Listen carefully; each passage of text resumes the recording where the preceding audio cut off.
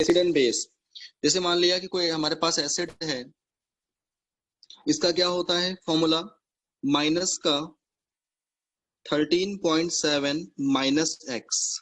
ये किस में आता है, किलो जूल या किलो कैलोरी, किलो कैलोरी पर मोल में आता है। एक्स क्या होता है, ये किसी भी जो वीक वाला होता है पार्ट, चाहे वो वीक एसिड हो चाहे वो वीक बेस हो, उसका क्या होता है, डिसोसिएशन कांस्टेंट होता है।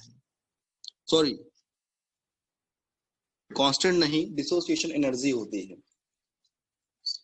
डिसोसिएशन एनर्जी होती है वीक एसिड या वीक बेस की, वो क्वेश्चन में गिवन होती है। ठीक है, जब हमारे दोनों weak acid plus weak base दोनों होंगे हमारे न्यूट्रलाइजेशन में, तब क्या होगा formula, -13.7 minus X plus Y. X plus Y का मतलब एक्स क्या होगा, dissociation energy of weak acid, और वाई क्या होगा, dissociation energy of weak base.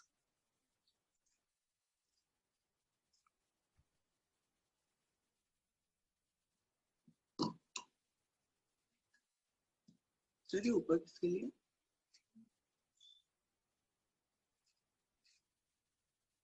ये ऊपर किसके लिए, वो strong acid of strong acid plus weak acid या strong base plus weak base, weak base. Clear, note करो बेटा।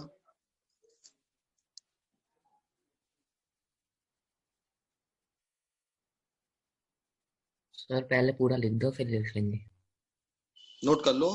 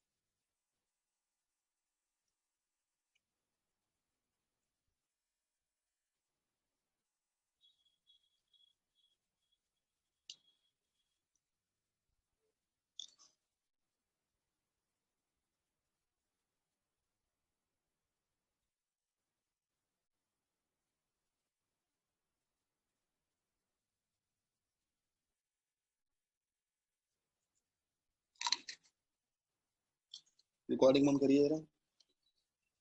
आज टॉपिक है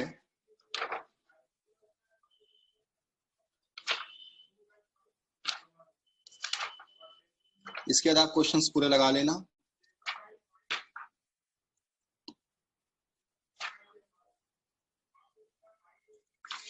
सर आप एकेडमिक में कौन से चैप्टर का टेस्ट लेंगे? एकेडमी में मेरा टेस्ट थोड़ी है, फिजिक्स का इस बार। सर आपका भी है। हेडिंग डालो हेस लॉ।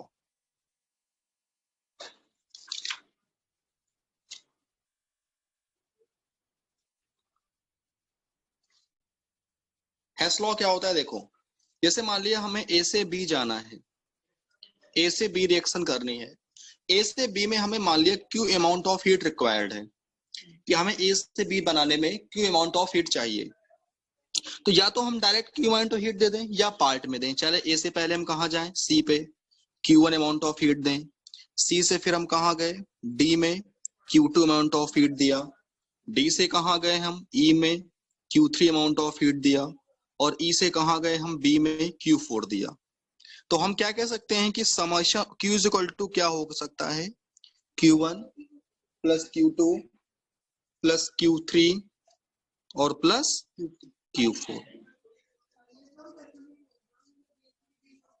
क्लियर, नोट डाउन करो, हेस लॉ यही होता है। और थोड़ा सीधा रखो, सारा दिखना चाहिए।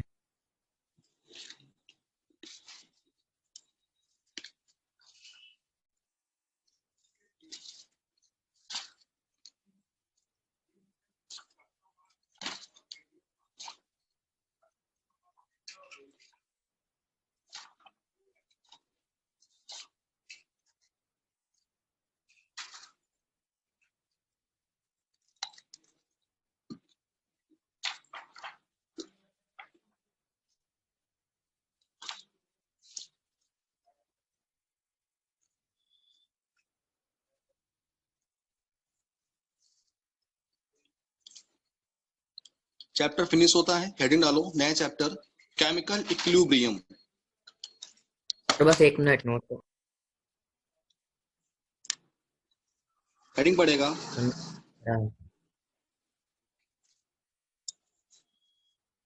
Chemical equilibrium. बहुत ध्यान से समझना, बहुत अच्छे से। मॉड्यूल लगाने की जिम्मेदारी तुम्हारी है।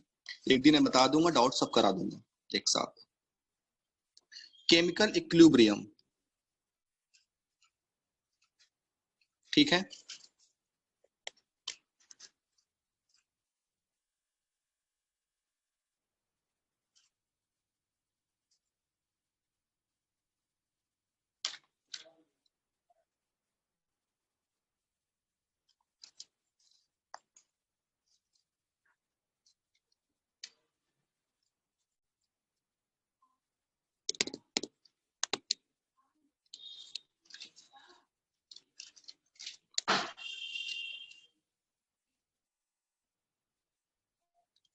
Chemical equilibrium. स्क्रीन रुक जाना बेटा, रुक जाओ।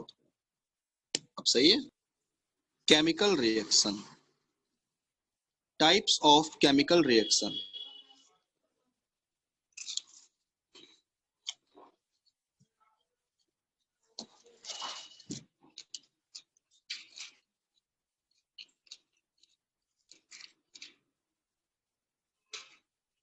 एक सेकंड बेटा।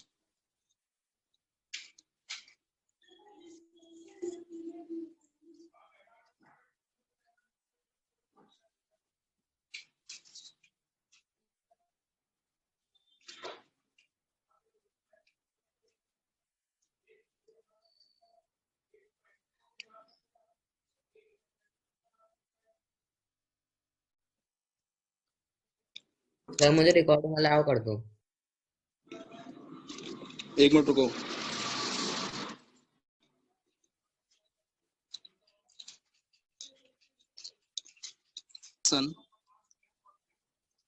And second one, irreversible reaction. Reversible reaction and irreversible reaction. सबसे पहले हम बात करेंगे irreversible reaction की। तो हेडिंग डालो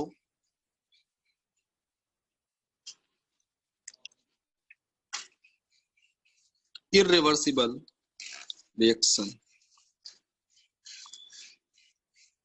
क्लियर? देखो, इरिवर्सिबल रिएक्शन का मतलब होता है जैसे कोई रिएक्शन हो रही है, कंप्लीटली खत्म हो जाए। मतलब जैसे ए से बी बन रहा है तो पूरा का पूरा ए किसमें कन्वर्ट हो जाए, दोबारा बी ए में ना आए। मतलब सीधे सीधे एक साथ रिएक्शन एक ही स्टेप में हो जाए, उसको बोलते हैं इरिवर्सिबल रिएक्शन। और ऐसी रिएक्शन किसमें होती है बेटा? ऐसी रिएक्शन जो होती है हमारी ओपन कंटेनर में होती है। किसमें होती है? ओपन कंटेनर में होती है। क्लियर है? देखो, those type of reaction, those type of reaction in which those type of reaction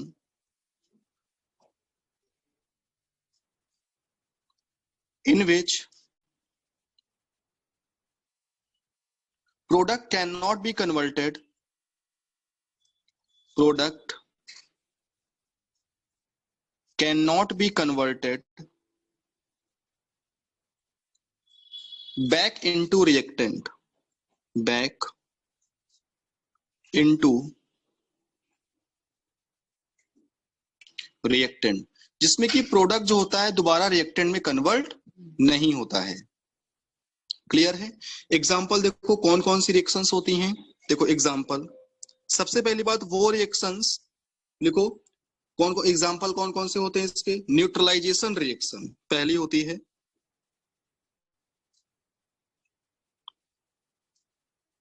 neutralisation reaction, strong acid और स्ट्रॉन्ग बेस के बीच जब न्यूट्रलाइजेशन होता है, जैसे डाइल्यूट HCl और डाइल्यूट NaOH ले लो, दोनों स्ट्रॉन्ग हैं, तो क्या बनेगा? NaCl plus water. दोबारा ये NaCl और वाटर आपस में रिएक्ट करके दोबारा से NaOH और HCl नहीं बनाता है। ऐसी रिएक्शंस को क्या बोलते हैं बेटा? हम लोग बोलते हैं न्यूट्रलाइजेशन। ये किस कैसी होती है? रिवर्स। अच्छा, इरिवर्सिबल को किससे डिनोट करते हैं? एरो से डिनोट करते हैं, इस एरो से, ठीक है ना, इस एरो से डिनोट करते हैं।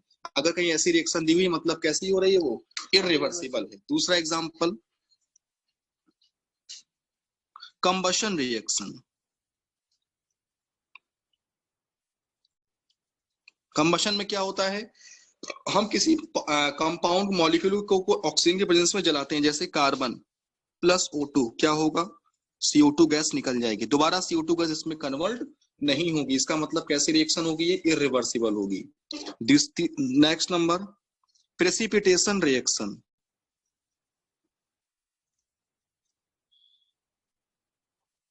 प्रेसिपिटेशन रिएक्शन, प्रेसिपिटेशन मतलब जैसे जिसमें क्या बनता है? प्रेसिपिटेट बनता है। प्रेसिपिटेट को हम नीचे वाले एरो से शो करते हैं, जैसे example AgNO3 plus NaCl, NaNO3 plus AgCl का प्रेसिपिटेट बनता है। किसका बनता है? AgCl का, ये सॉलिड का प्रेसिपिटेट बन जाता है। दोबारा ये रिएक्शन करके इसमें कन्वर्ट नहीं होता। इसका मतलब कैसी रिएक्शन है? ये इरिवर्सिबल रिएक्शन है। आई बात समझ में कि नहीं आई? Next, fourth number, reaction of metal with acid. Reaction of metal with acid, ठीक है, reaction of metal with acid. देखो कैसे होती रिएक्शन, जैसे कोई मेटल है Mg, मान लो, इसकी रिएक्शन करा दी हमने डाइल्यूट HCl के साथ, क्या बन जाएगा? MgCl2 प्लस H2 गैस निकल जाएगी। तो ये इस टाइप की रिएक्शंस होती हैं, किसमें आती हैं? ये हमारी इरिवर्सिबल रिएक्शंस होती हैं। कैसी होती हैं हमारी? ये इरिवर्सिबल रिएक्शन होती है। एग्जांपल नोट करो जल्दी से।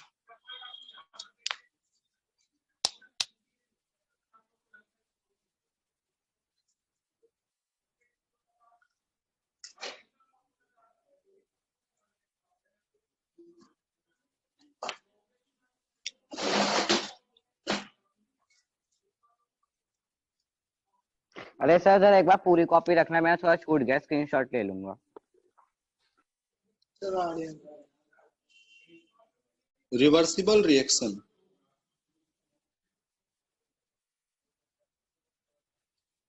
रिवर्सिबल रिएक्शन क्या होती है? ये दोनों तरफ होती है। इसमें रिएक्टेंट से प्रोडक्ट बनता है और प्रोडक्ट से दोबारा किसमें कन्वर्ट होती है? रिएक्टेंट में कन्वर्ट होती है दोस्त। और किस कैसे कंटेनर में होती है? ये क्लोज कंटेनर में होती है। किसमें होती है? क्लोज कंटेनर में होती है। इसको हम कैसे डिनोट करते हैं? इस वाले सिंबल से डिनोट करते हैं। देखो इसका मतलब होता है रिएक्शन फॉरवर्ड जा रही है रिएक्टेंट से प्रोडक्ट में, और इसका मतलब होता है प्रोडक्ट से दोबारा कहाँ आ रही है? बैकवर्ड में आ रही है। मतलब कहाँ आ रही है? रिएक्टेंट में आ रही है, प्रोडक्ट से रिएक्टेंट में आ रही है। क्लियर है? लिखो, those type of reaction in which, those type of reaction in which product can be converted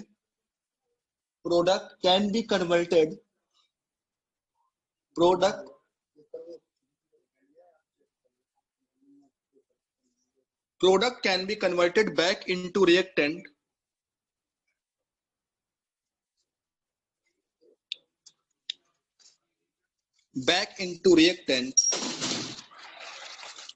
ठीक है। अब बात आती है कौन कौन सी रिएक्शन होती हैं। देखो जैसे एग्जांपल N2 प्लस 3H2, इससे क्या बनेगा? Ammonia 2NH3। दूसरा H2 gas plus I2 gas, क्या बनेगा इससे? 2HI gas. Clear? Next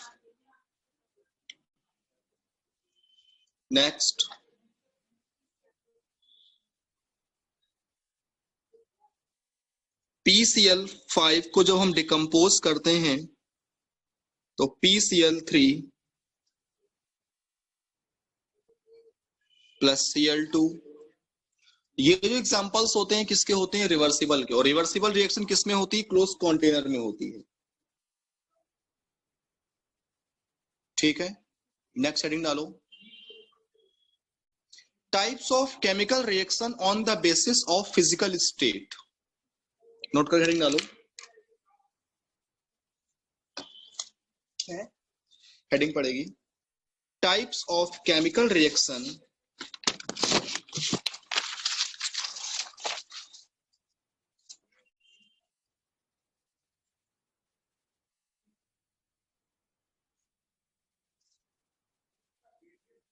sir ये एक समर्पण वाले से हेमंत पढ़ रहा है क्या? हाँ, types of chemical reaction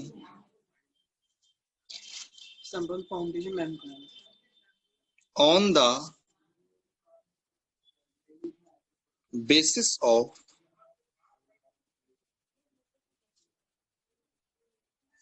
physical state. Physical state के बेसिस पर बेटा दो तरह की होती है। First one homogeneous reaction. Homogeneous reaction, homogeneous का मतलब होता है वो रिएक्शन जिसमें रिएक्टेंट और प्रोडक्ट की फेजेस सेम होती हैं। जो फेज अगर रिएक्टेंट सॉलिड, रिएक्टेंट सभी गैसेस में है तो प्रोडक्ट भी किसमें होगी? अगर रिएक्टेंट सभी सॉलिड में है तो प्रोडक्ट किसमें होगा? तो लिख लो all reactants and products, all reactants and products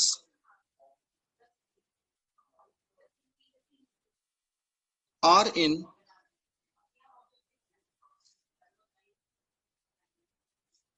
same phase.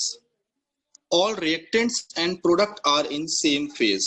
Example, N2 gas plus 3H2 gas change to NH3 gas. देखो सभी गैस में है। नेक्स्ट SO2 प्लस 2O2 किसमें है? SO3 में है। आप देखो, क्लियर?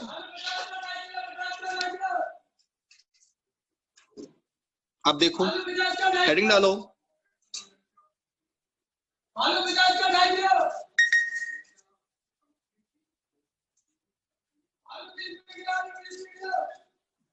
ये उसका ही पार्ट है।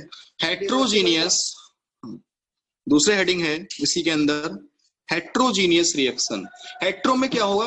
ये कोई फिक्स नहीं होगा, हो सकता है कोई गैस हो सकता है, कोई सॉलिड हो सकता है, कोई लिक्विड हो। लिखो reactants and products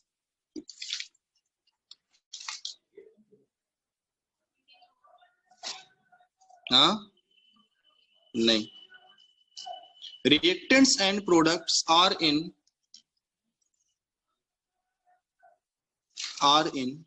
more than one phase.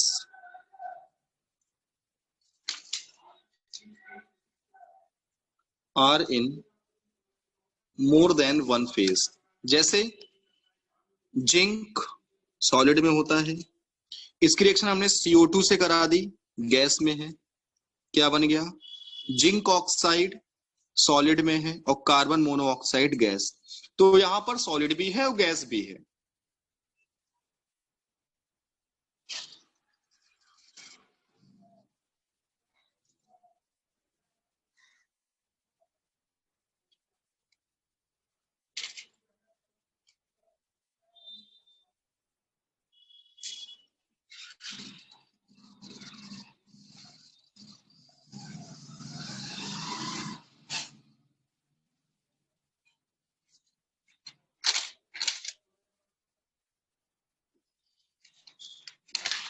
डालो heading active mass,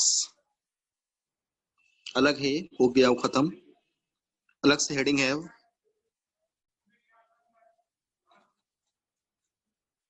active mass,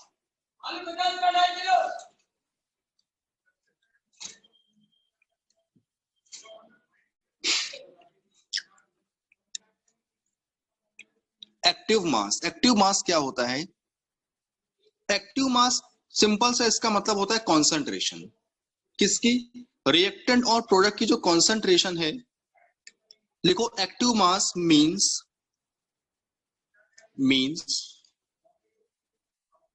the concentration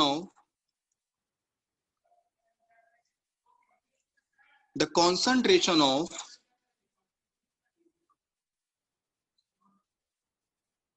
reactants and product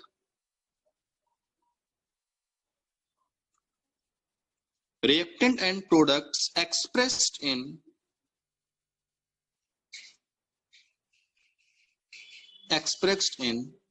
mole per liter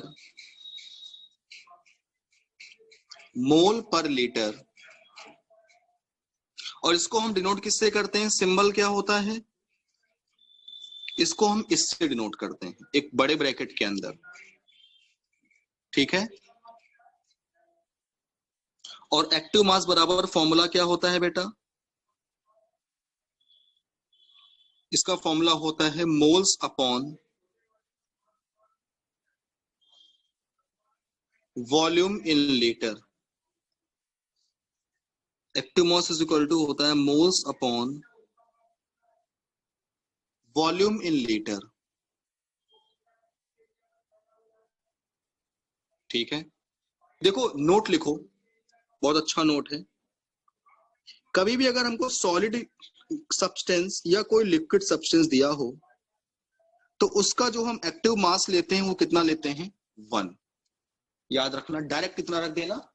1। बहुत अच्छा नोट बता रहा हूँ। मोल्स जो है reactive potential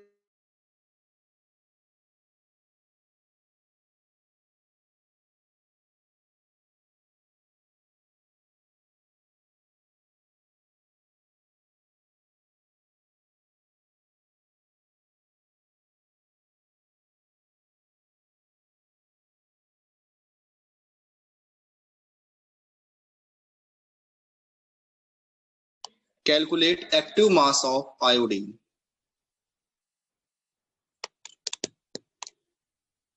Calculate active mass of iodine.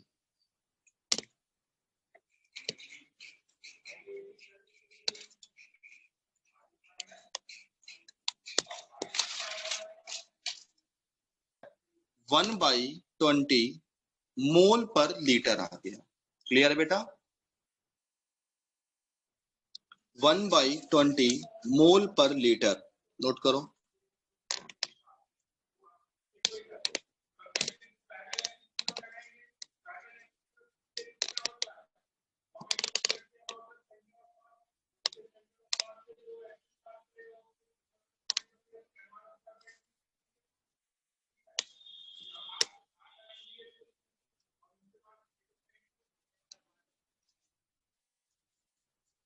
Characteristics of equilibrium. सबसे पहला नंबर, जो इक्विलिब्रियम होता है वो डायनामिक इन नेचर। डायनामिक का मतलब होता है फॉरवर्ड भी होता है, बैकवर्ड भी जाता है। भाई इक्विलिब्रियम हमेशा रिवर्सिबल रिएक्शन में ही हम मेजर कर पाते हैं। लिखो केमिकल इक्विलिब्रियम, राइट डाउन। पहला point, chemical equilibrium is dynamic in nature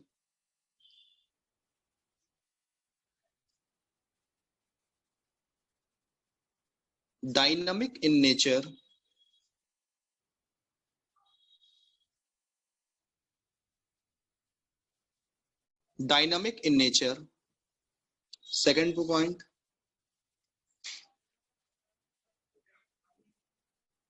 at equilibrium condition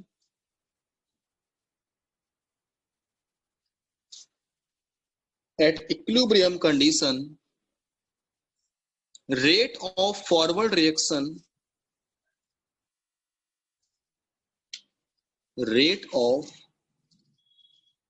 is equal to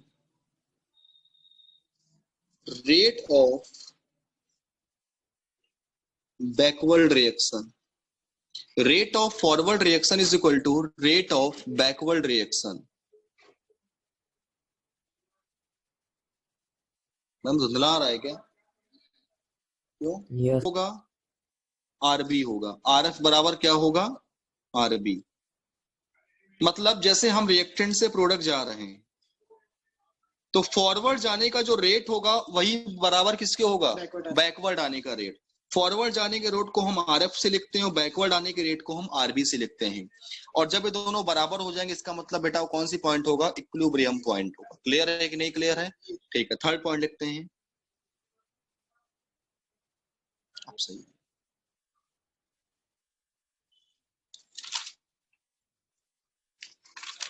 next point,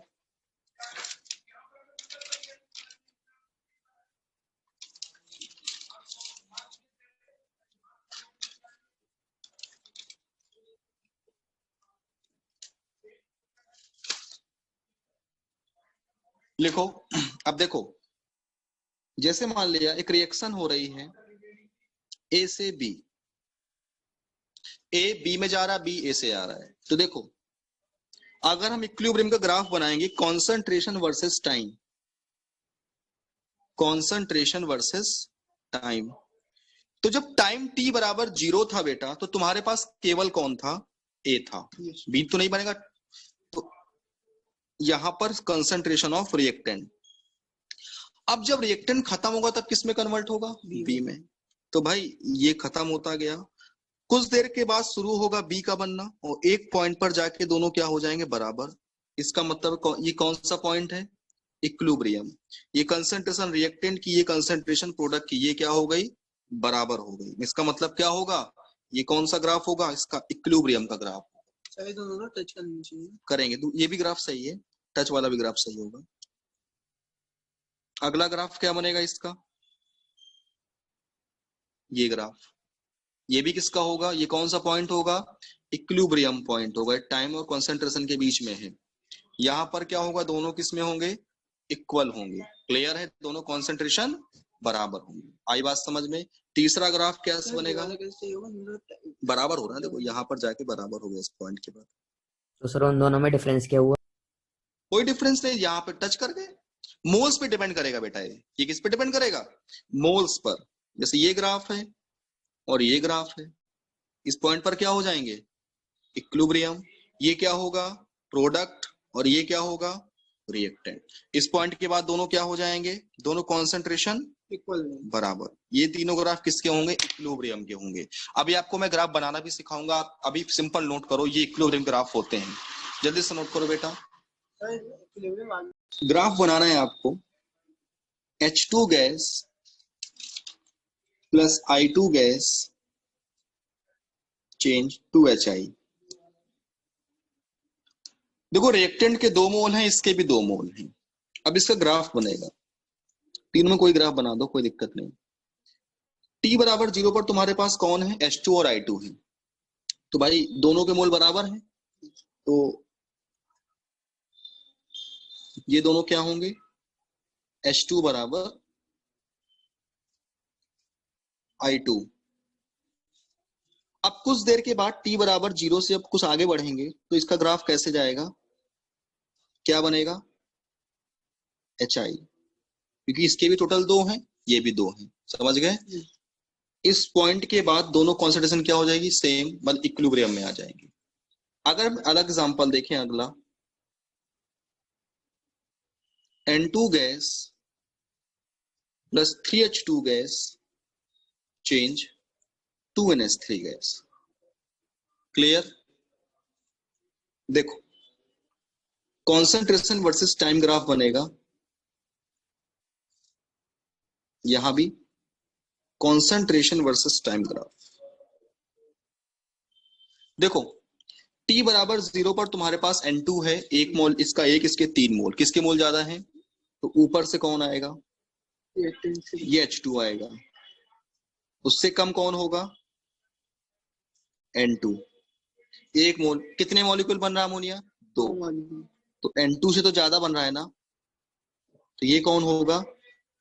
NH3, क्योंकि इसके 3, इसके 1, इसके 2। इस पॉइंट के बाद तीनों क्या हो जाएंगे? इक्विलिब्रियम में हो जाएंगे। किसमें हो जाएंगे? इक्विलिब्रियम में। अगला एग्जांपल देखो, इजी ये graph. PCl3 plus Cl2 change PCl5।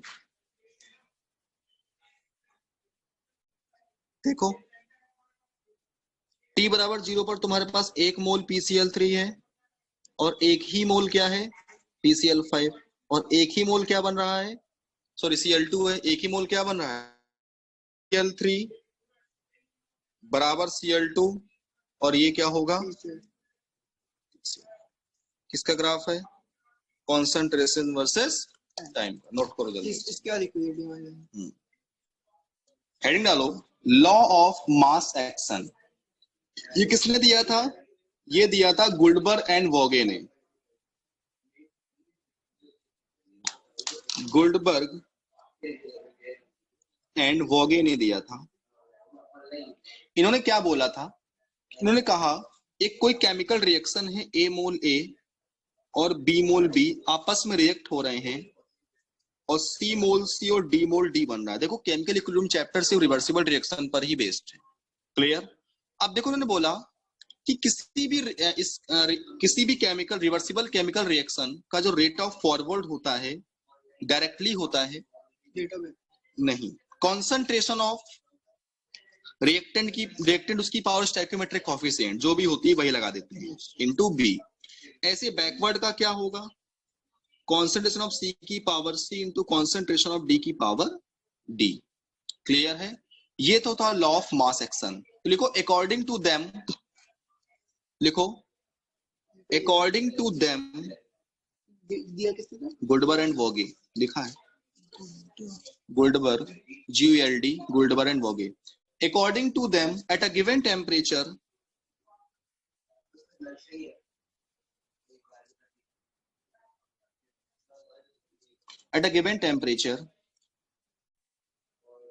rate of reaction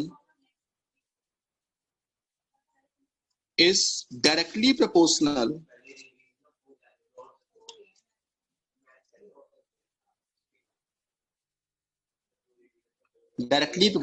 to product of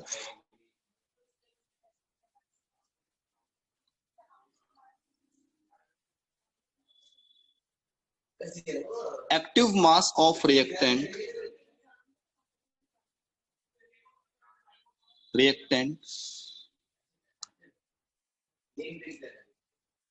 and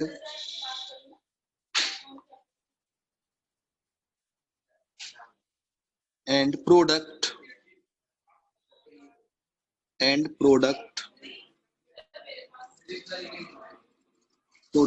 at that instant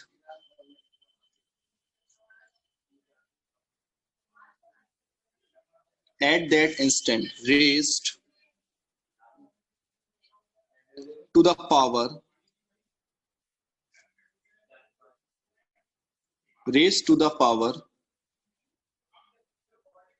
which are numerically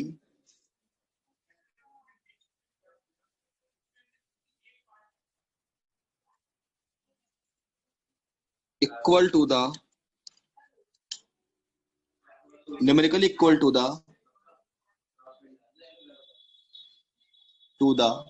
number of their respective molecule।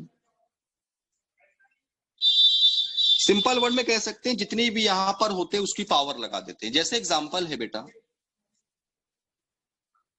N2 gas plus 3H2 gas change to NH3 gas. अगर हम इसका rate of forward लिखते हैं तो बेटा क्या लिखोगे? N2 की पावर 1 क्योंकि यहां कुछ नहीं तो 1 और H2 की पावर 3 और बैकवर्ड NH3 की पावर 2। समझ गए? ये जो लैंग्वेज जो बड़ी सी लिखी है ना वो यही है। ठीक है, आज यहीं तक रखते हैं, इसके आगे नेक्स्ट टाइम पर करेंगे। Thank you. Recording of.